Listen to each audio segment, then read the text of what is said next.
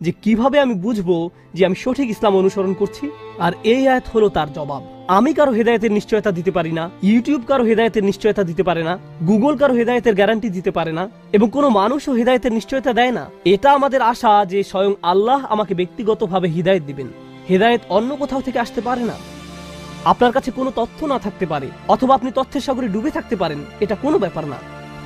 আল্লাহ আপনাকে কতটা হেদায়েত দিবেন তা নির্ভর করে আপনি কতটা হেদায়েত চান তার উপর, অন্য কারো কাছে নয়। আর একবার আল্লাহর কাছে সঠিক রাস্তা চাওয়ার পর আপনাকে আর বিচলিত থাকতে হবে না। নিশ্চিত থাকুন যে আল্লাহ আপনাকে সঠিক পথ দেখাবেন, তিনি কাউকে ফিরিয়ে দেন না।